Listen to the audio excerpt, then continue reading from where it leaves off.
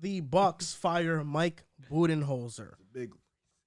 He was the Bucks coach for 5 seasons, 271 and 120 record, almost a 70% win percentage, 38 and 23 playoff record, which is first amongst coaches in that time span, and he won a championship in 2021.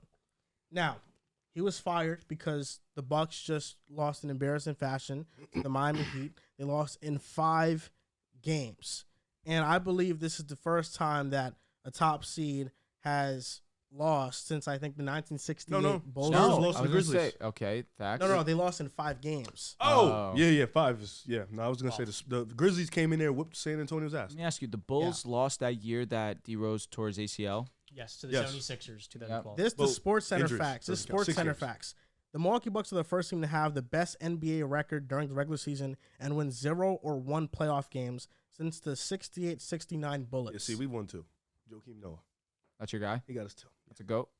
MVP. legend. MVP. Is that the Now- best Bulls center all time? Artist Gilmore, respect. Yeah, you gotta Okay, respect okay. Harris. So do you think this firing was justified, Mike Budenholzer? And let's talk about potential replacements for Budenholzer. Potential Who was yours, replacements, best player in the Nick world? Nurse. I mean, that's the first one that comes to mind. I think that a lot of what Nick Nurse has done with Toronto was about development, and they've kind of reached their peaks as players. And now you give Nick Nurse the luxury of now playing with Giannis, Drew Holiday. Middleton and Brook Lopez are up in the air due to contract situations. But nevertheless, Nick Nurse would come in here. I think that that's the best replacement. Now, to talk about Bud, you say the floor is mine, of course, because my opinion's on Giannis Antetokounmpo. Of course, Giannis Antetokounmpo is, in my opinion, still the best player in the league, so long as Anthony Davis doesn't win a title. That being said, Budenholzer got fired because of his lack of adjustments. And he did win an NBA championship, and it's a funny thing that we saw Nick Nurse get fired. We saw Frank Vogel get fired. We saw Ty Lue get fired. And these are all guys that won an NBA championship. It's a big what have you done for me lately league, unless you're just one of those coaches that's just blindly and obviously great, like an Eric Spoelstra who overachieves year to year. Pop, of course, who's a legend to the game. But the lack of adjustments, that's really what it comes down to. Lack of offensive play calling as well, time management. But Budenholzer really has struggled with this essentially his entire tenure as the Bucks head coach. It was time for a replacement. Yes, they did win a championship, and it was a shock to see Budenholzer outcoach Monty Williams, truthfully. We thought that Monty would get the better of them, but Bud definitely did his thing there. But really, was it that Bud did his thing, or was it that CP3 clearly wasn't the guy that he was prior to the injury? Drew Holiday was a defensive beast that entire series, and Giannis Antetokounmpo went to a different world. And then you had finally Chris Middleton hitting his shots and being that closer for the Milwaukee Bucks. Everything was clicking all at once. Let me not disrespect Bobby Portis. Bobby Portis was huge in that series, but really everything was clicking all at once for the Milwaukee Bucks, and the Suns really just weren't ready for prime time.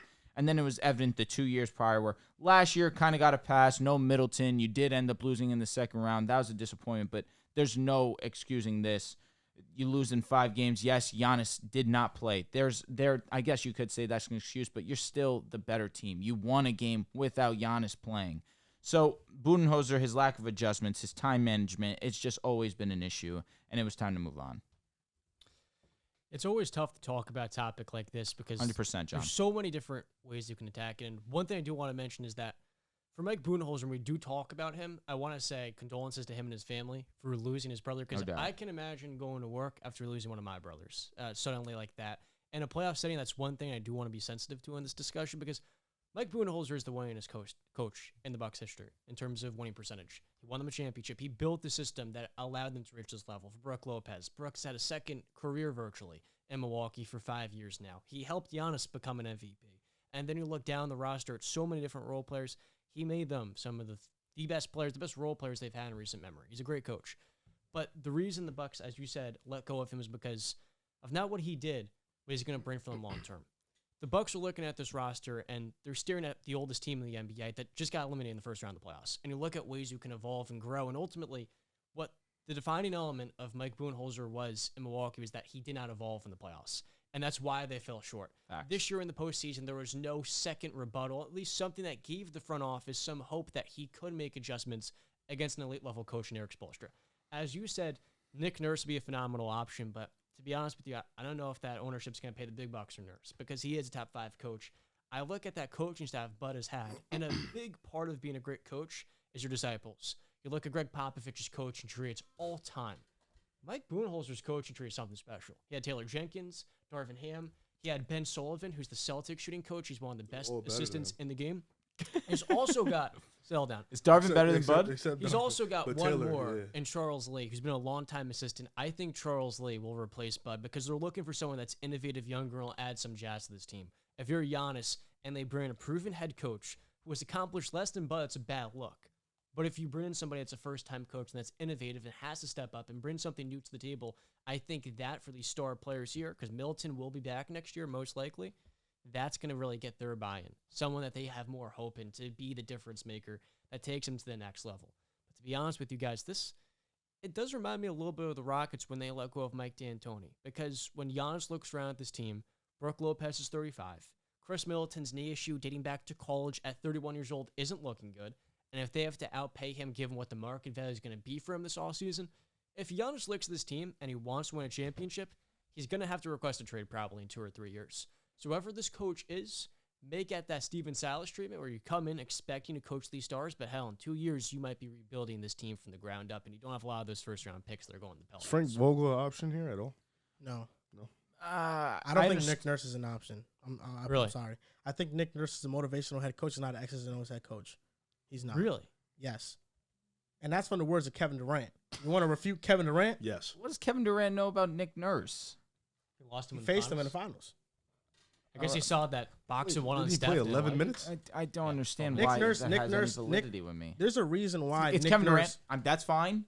But there's a reason why Kevin Nick, Durant also hated Steve Kerr at one point. there's a reason why Nick Nurse is out of Toronto. I think they needed a different voice. He's somebody that's very in your face. He plays his guys a lot of minutes. He's very Tom Thibodeau-esque in that regard. Nick Nurse has not done anything since getting gifted Kawhi as a coach. what are you talking about? The year after, weren't they the 2 seed? He won 48 games last year. What are you talking about? He took Doug And there was Rivers and also a Joel Embiid to situation. Yeah, that He's was a missed tough two And there was playoffs. also a almost came back situation with that they 3-1 in the could. first He's round. missed the playoffs Okay, twice already. but are we going to add context to that? That 1 year they didn't play any home games. No, they're in Tampa Bay. There you go. Okay, what about this no past home year? games. Hey, What no about this excuse. past year? No excuse. This They past booed at year, home. they had the No most excuse. tradable assets in NBA history. I'm talking about everybody on their that goes to team. the coach. They- Yeah. and everybody on their team is suddenly a needle mover for other teams, and they You cannot make the blaming it on playoffs. Nurse, though? I think he definitely deserves blame for giving this much blame to Budenholzer. I think Nick Nurse deserves some blame. I mean, the adjustment, when we talk about the adjustments that Nick Nurse has made, we talk about that finals run. The Philadelphia series is an inept offensive series for everybody on the Raptors. Nick Nurse is not creative offensively. He just so happened to have a top 5 offensive player at his peak in the playoffs in Kawhi Leonard, who catapulted them to win that series. You think about Beating Milwaukee. the East Coast Finals, the adjustment they made was Kawhi took on Giannis. It wasn't any adjustment that Nick Nurse made. It was, listen, Kawhi, you're now guarding the best player. And in the finals, they faced an injured Golden State team. I'm not talking about just injury to KD. I'm talking about Klay Thompson hurt. And that was... Well, it was Klay Thompson played 4 games in that series. but he got 3 hurt. and some change. He got hurt when they was making a No, it was 3 run. and some change. He was cooking. He left Yeah. one game. Shit, was you're amazing. Right. It's Yeah. 3.5. He was It was taking like- he was he let taking the game over, six. And then Curry he was couldn't taking clutch. over and he got hurt.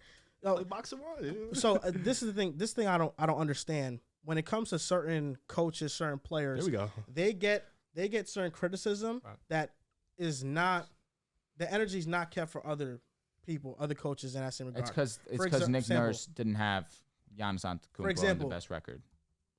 Okay, That's Kawhi why. Leonard. But Well, they won. and The 1 year he had him, they won. Bud won with Giannis. Agreed. Yeah. And I'm then just just saying. lost in the first round. Mike Budenholzer with the Bucks, he totally changed their culture. Mhm. You look at as a coach with Jason Kidd and Joe Prunty, who they had after they fired Jason Kidd, 42 wins, 44 wins. The Bucks were a perpetual first round exit. They lost to the Celtics in 7 games. I'm talking about rookie Tatum, second year Jaylen Brown. There it Al is there. Horford led them in scoring that Does series. it go hand in hand with Giannis's development?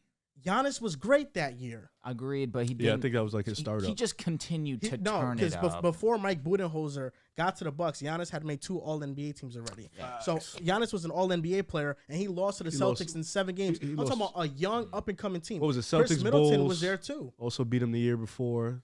they were a perpetual first round you're exit. right, Mike that was with Budenholzer, MCW and shit, right? yeah, Mike Budenholzer gets there and his 50 wins, first seed, year after year after year, 70% win percentage. And for everybody that loves to talk about the playoff run, you get lucky sometimes. The Hawks Eastern Conference Finals matchup, I don't believe the Hawks were a legit conference finals team, but you get lucky sometimes. They beat them. In the finals, you face the Suns, who people have criticized as being a team that was a fluke. Okay, you beat them. I always believe, and I still believe to this day, that the Nets would have beat the Bucks had they been healthy. I agree. I believe 100%. that. But sometimes you catch breaks, and sometimes you face teams without their star players in the playoffs, and you advance. That's happened to multiple teams in NBA history, so we cannot discredit Mike Budenholzer for that, because other coaches have had those same luxuries happen to them. I think Mike Budenholzer is a phenomenal head coach. I think this firing is the beginning of the end for the Bucks as we know them. Brook Lopez is an unrestricted free agent. He's not going to come back most likely. He's already old. Chris Middleton has a player option for $40 million, which you will probably accept because at this point in time, he's not a $40 million player, and he won't get that on the open market. I think he's declining that. I would. This is a shitty. He's declining that. They don't have They no just young play talent. Didn't he line. play well Shit. in game 5? He played a good series outside Okay. of the ending. The bottom line is Second that half. the Bucks are paying Giannis, Middleton, and Drew Holiday a combined $121 million next season if Middleton does accept that option, which I think he will. He will. The Bucks core is not good enough to win in the playoffs anymore. And I think Giannis's offensive limitations in the playoffs also get exposed. There's a reason every single time Giannis Stretch faces the Heat, his stats are poor. In this playoff series, Spit. he did play well. Shut You up. talk about the bubble year, Talk your he shit, got gang. embarrassed.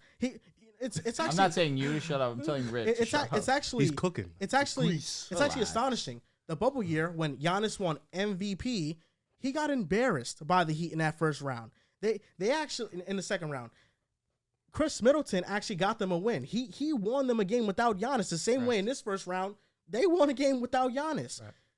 Even in the year they swept the Miami Heat, Giannis didn't play well in that first round series. He averaged 22 points Wasn't and, that and good. 10 rebounds, and his He averaged efficiency 15 was rebounds. not good. Definitely his worst. 15 playoffs. points? 15 rebounds. rebounds. 15 rebounds. When it comes to Giannis, I do think that it's hard when you're coaching this team and your best offensive player is Giannis because he doesn't have an outside game. If you look at the shot chart from this first round series, everywhere on the field, it was all inefficient shots outside of paint baskets and baskets at the top of the free throw line. Giannis doesn't have a developed offensive skill set. And because of that in the playoffs, it's very easy to scheme up for that. I think Budenholzer has done a good job in Milwaukee. Can you dissect it? And can you say he could have done better? Yes. I think we can do that with anybody. I mean, Sure. every single coach gets The held steps to to this success, man. microscope all the time. Steve Kerr is an all-time great coach. We got people laughing at Jermichael Green starting I yesterday. was gonna say, yo, bro. He ain't watched what I seen this shit. I didn't see some shit. the issue with coaches and why they get fired so quickly is because when you have expectations and you fail to live up to those expectations, despite any outside factor, the coach is always going to get the bulk of the blame. And I think that's happened time and time again. Nick Nurse with the Raptors, Mike Budenholzer with the Bucks. You can even say Frank Vogel with the Lakers. Sure. You know, Yes, so absolutely.